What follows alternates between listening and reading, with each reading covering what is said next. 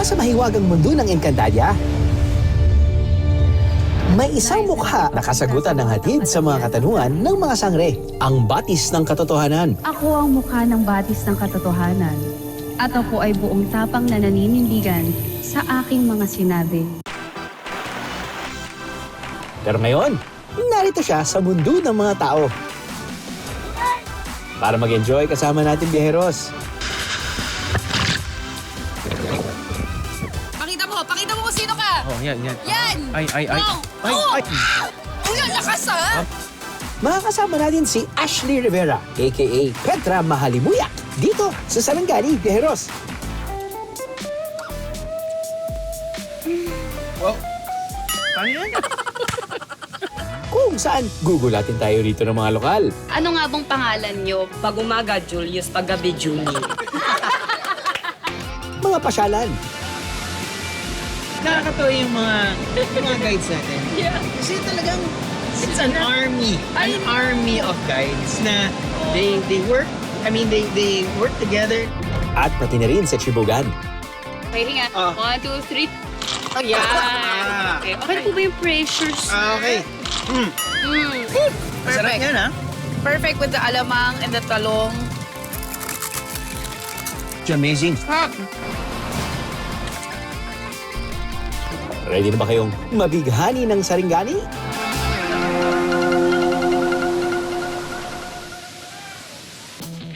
Biyeheros, maniniwala ba kayo na matatagpuan daw sa Sarangani ang pinakamalinis na ilog sa buong Mindanao? Yan ang Pangi River. O ha? Walang palutang-lutang na basura dito, Biyeheros. Last year, naka-receive naman po siya ng award. So, runner-up po siya in the entire Philippines. Pero sa Mindanao is cleanest po siya. Hindi lang natin basta pupuntahan ang ilog na ito. Dahil magpapatulos tayo rito. Gaano katibay ang aking lashes sa tubig na to? Tara na't mag-white water tubing, Biyeheros. Perfect ang mga sudden drop dito sa Pangi River para sa activity na to. Diyan pa ba yung... Siyempre, lashes on different age. Mahigit 2 kilometro ang tatahakin dito sa white water tubing. First time ko. And I'm sure this won't be the last. Ang saya ko! Sobrang nag-enjoy ako as in. Oh my God! Ang saya! Oh my God!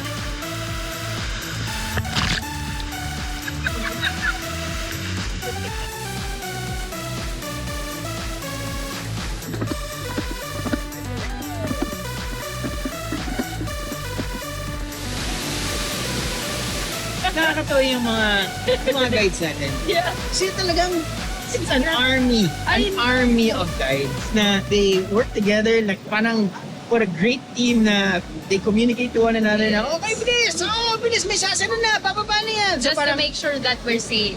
ako, nag-ano ako eh. Nawala ako sa... talaga? Oo, kasi syempre hindi na control. That's why hence, meron Kailangan tayong talaga ng mga guides. guides. Kabisadong-kabisado na ng mga guide ang bawat kanto ng Pangi River. Since bata pa lang po yung mga taga roon sa Barangay La Union, lagi na po sila nag-e-enjoy po nag-YouTube, kahit sila lang po. Kumbaga parang yun na po yung kanilang learning experience.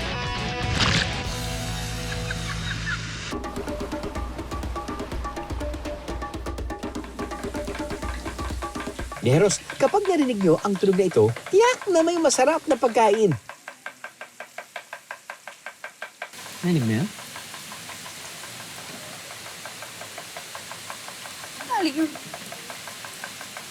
Ano makatok? Op. Hindi, ulan lang yun. Hindi! Hindi naririnig ko.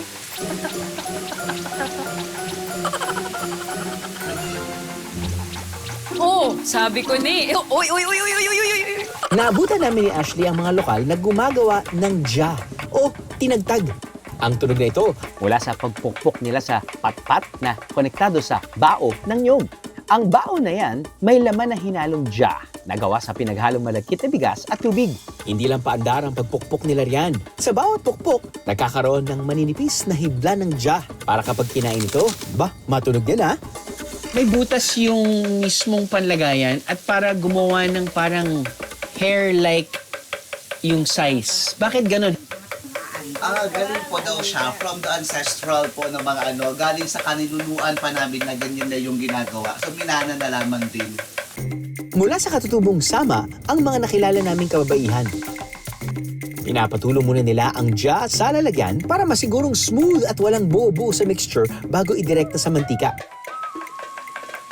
Maging smooth kaya ang experience namin ni Ashley sa paggawa ng dya.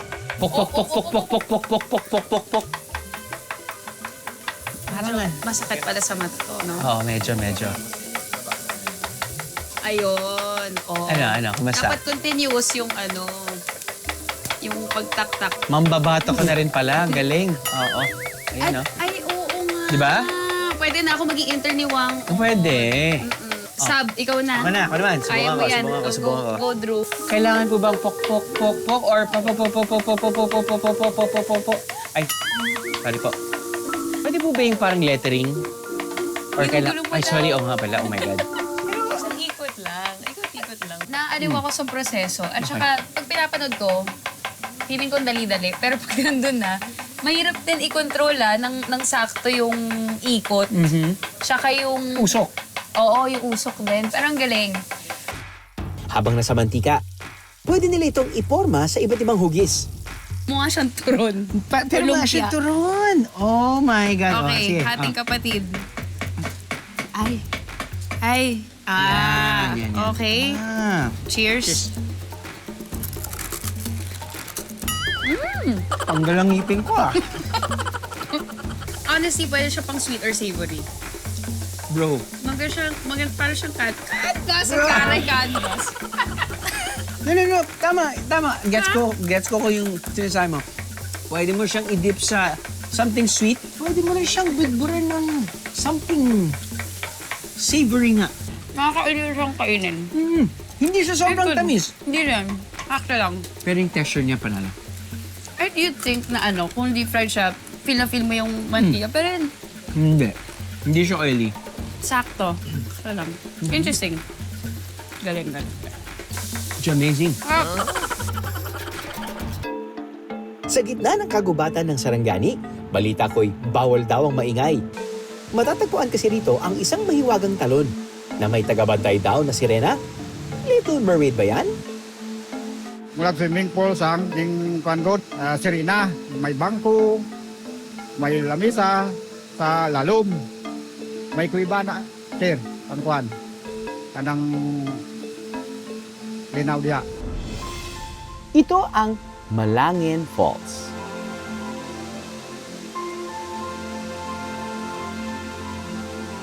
Hindi ba ang ganda ng malakurtinang bagsak ng tubig, no? Hi mga biyaheros! Andito tayo ngayon sa Mlangin Falls, dito sa Barangay Tonadato. Alam nyo ba, ang salitang Mlangin ay nagmula sa mga wikang Maguindanao at Tiboli na dalawa sa mga tribo na nakatira dito sa barangay na to. Ito ay nangangahulugang malumanay na agos ng tubig. Hindi lang sa mismong falls pwede maligo. Sa hindi kalayuan, mararating din ang parting ito na paboritong liguan ng mga lokal at biyahero.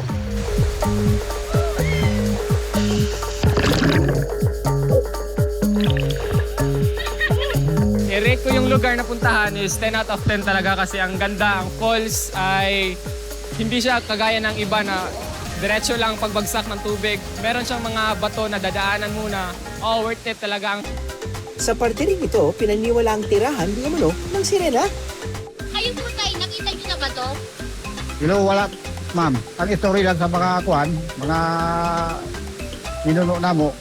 Bago marating ang Malangin Falls, mahigit 1 kilometrong lakaran muna, biyeros. Merong mga parte na mahirap kasi pababa tsaka maputik at talagang mahirap siya bababain kasi talagang padausdos yung dadaanan. Pero tingnan niyo naman ang naghihintay sa inyo. Sulit, di ba? Kung napasabak tayo sa pagpunta sa falls, maghanda na kayo dahil mas mapapasubo tayo sa bakbakan. Sa lugar kung saan nanirahan ang ating pambansang kamao na si Manny Pacquiao. Buhay na buhay ang pagmamahal nila sa boxing. Malaking bagay po ba na dahil kay Manny Pacquiao din na medyo na-inspire ho silang magsimula mag-boxing? Nakita nila sa kagaya ng Casimero, Pacquiao, Sermani. Nangangarap din. Nangangarap din po sila. At syempre, kasama natin sa bakbakan ng artist and content creator na si Ashley Rivera, aka Petra Mahalimuyak. Ready na ba kayo? This is Petra Mahalimuyak, and welcome to Talk Dirty to Me, where we make the Filipino accent sound sexy. Para tuklasin ang kwentong panalo na ito ng mga lokal. Lakas ah! Malaki. Ang sports na ito, hindi lang para sa matitikas. Dahil pati ang malalambot ang puso, abay welcome rito. Ang tropang Hype Vest. Hindi lang lipstick at kilay ang laban na laban. Dahil kapag pumasok na sila sa boxing ring, hindi sila uurong sa suntukan. Ano nga bang pangalan nyo? Hillary. Well pa. Sherrick. Pag umaga, Julius. Pag gabi, Juni. Round 1, it's Julie versus Noel. Pakita mo kung sino ka! Oh, yan. Yan! Ay. Wow! Ay. Uy, ang lakas ah! Malakas. Uy, malakas ah! Uy! Para sa round 2, it's Hillary versus Jeric.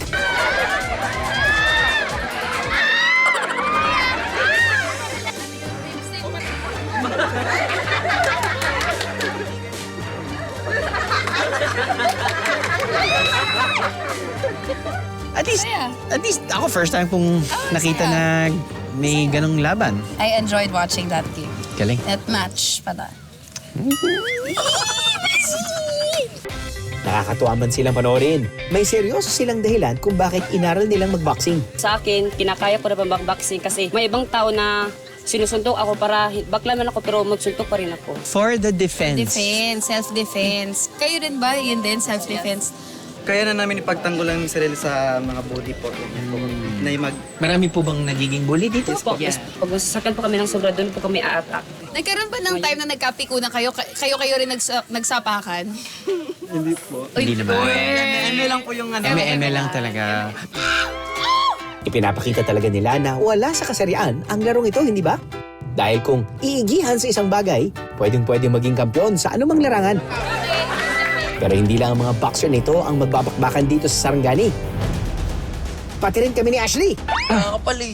Pero hindi kami magsusuntukan ha, sa pagluluto lang, Biheros. First balita ko, very competitive ka. Grabe yung very, ano lang. Hindi masyado, sakto lang. Huwag kang gaya-gaya dyan, ha? Hindi nga umiinit yung akin eh. Huwag kang nangungopya dyan. Sarap ba yan?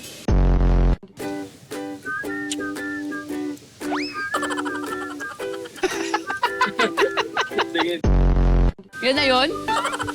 Are you trying to prove something? Hindi naman. Parang siguro I see things or mga situation as like a game. I make it fun. You make it fun. I like a challenge kasi. Kasi pag ginawa mo lang, okay. Por qué? Para saan pa? Diba? So dapat may carrot on a stick, dapat kailangan manalo. Oo. At dahil dyan, Oh? Ah, wow! Oh, wow! Look at that!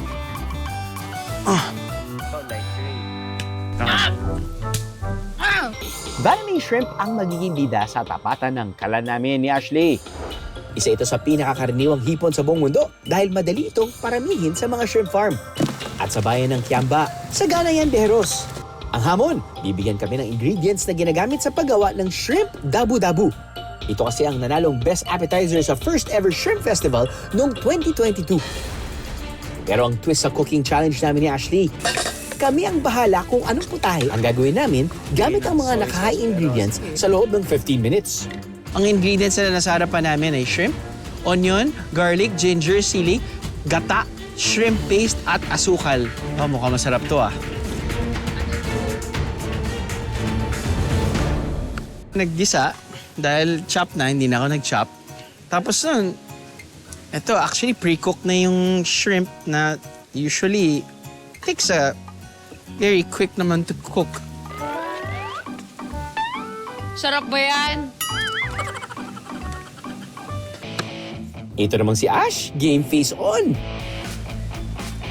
Aanayin muna natin ang mga ulo-ulo lang. Andyan kasi yung pinaka lasa niya. So, kukunin ko muna yan, yung essence ng hifan. Huwag kang gaya-gaya dyan, ha? Hindi nga umiinit yung akin Huwag kang nangungopya dyan. Parang ang lakas sobra. Parang palumpalo yung ano, yung... Paano ba to? Tataranta. Alam mo, nung mag-isa ako, wala pa akong asawa, hindi naman talaga ako marunong magluto, pero there was a need to cook. I left the family and I started living on my own very young. Siyempre, nagsimula ka sa Dilata, tapos nun, mali-mali yung ginagawa mo. But at the end of the day, it's trial and error. Well, alam mo, sa totoo lang, papuntang ano lang to eh. Parang pa-Bicol Express lang yung atake ko dito eh. Actually, nag-culinary school ako. Pero ayoko ipagyabang kasi baka mamaya talo ako, diba? Sabi ko, kapal mukha mo, pa-culinary ka, talo ka naman. But...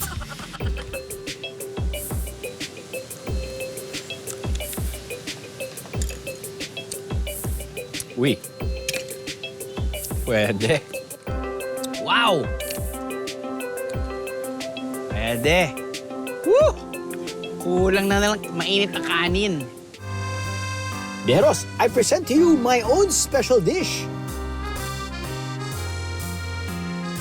Shrink hold down debut.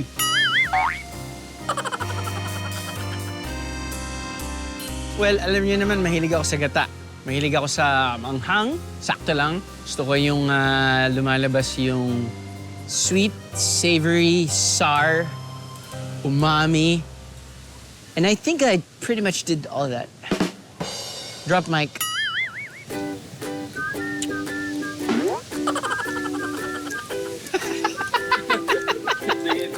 Yun na yun? Eh ano bang niluto ni Ashley? Gusto ko pumaparty yung buong mouth ko. Like, all my senses are activated.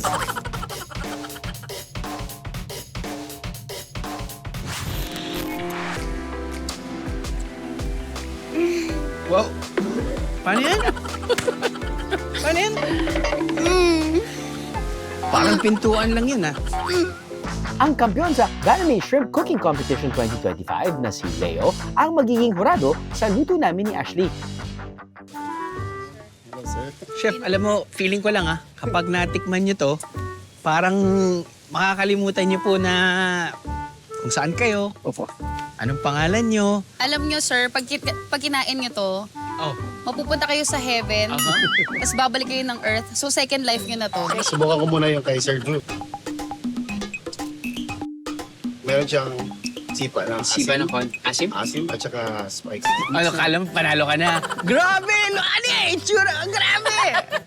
Kamusta kaya ang luto ni Ashley? Oh my God! Ito. Close. Close ito sa Davao talaga. Wow! Did you hear that, sir? Pakiulit nga, hindi ko narinig eh. Parang hindi narinig ng kasama Close natin sa eh. Davao. Davao.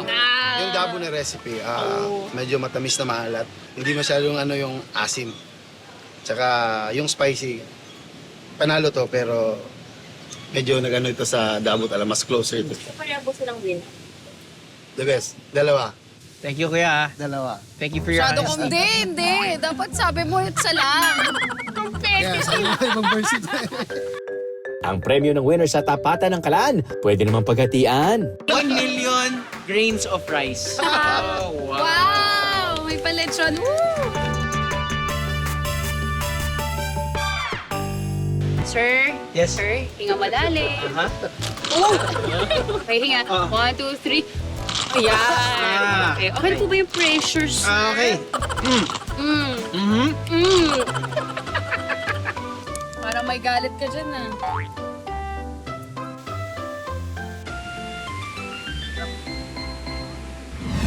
Dito sa bayan ng Kiamba, talamak ang mga shrimp farm, Viajeros. Yung land po niya is parang hindi pa po na-occupy ng ibang businesses and other industries po. Pumunta po dito ng maraming investors for Vaname Productions and Farms.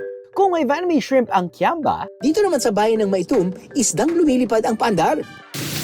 Ito ang bangsi o flying fish na kanilang one town, one product. Kapag kasi buhay pa ang mga ito, may kakayahan silang tumalon sa tubig, kaya nagmumukha silang lumilipad. Sa komunidad na ito, kanya-kanyang gawa ng marinated bangsi ang mga lokal. Isisiit po natin siya, sir. Siit po kasi yung tawag dito. Siit? Yung purpose po ng siit, sir, is para pag prito po ng marinated bangsi, mag-remain po siya ng flat lang po, sir. Hindi po siya mapafold. Wala na siyang laman. Hindi naman. Okay. After nyan? After po niyan, pag natapos na po siyang pwede na po siyang ibababad po sa brine solution.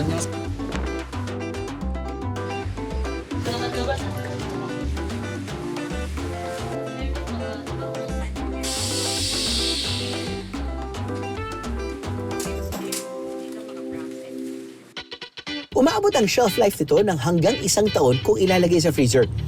At kapag ipiprito na, unahin daw ang likod para hindi magkalasog-lasog. Maliliit ang tinik ng bangsi, kaya hindi na kailangan himayin, biyeros. Hindi lang flying fish ang binibida ng Sarangani, biyeros, dahil ang kanilang tilapia umaabot daw ng 25 kilos ang bigat. At ang tilapia yan, matatagpuan sa isang enchanted canal. Wait a minute. Kanal? Tilapia? Ang aming brother-in-law, si Nongboy, napadako sa DA office. Nagkataon doon, ang BIFAR nag-distribute ng similya ng tilapia. Nakakuha siya ng 2 bag. Pinakawala niya dito. Galing talaga ito ng spring. Kaya yan siya malinis. Ang tagapagbantay ng kanal na si Tatay Boy at ang kanyang pamilya, sinisiguradong malinis ang enchanted canal. Ang tanong, pwede bang kainin ng tilapia rito? Hindi namin ina-advise na pwedeng kainin. Kasi kanal lahat ng mga kwan dito, dyan bumabagsak. Kung isdang nakabubusog ang hanap, alam niyo bang makakakain na ng tuna dito sa Sarangani sa halagang 10 piso lang? Okay. Ay. Wow! Okay. Eto na yung dinay natin. Sa halagang 20 pesos. Abot kaya ang presyo ng tuna rito dahil kapitbahay lang nila ang tuna capital of the Philippines na General Santos City. Itong tuna pastil na 10 piso lang kada isang piraso, mabibili kahit sa mga tabing daan. Ito na yan, no?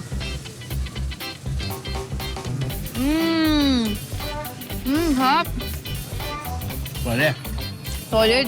Ang sarap naman ito. Ang sarap niyan, ha? Wow. Perfect with the alamang and the talong. Wow. Mahilig pa nga eh. Actually, malaking bagay na mainit yung kanin, no?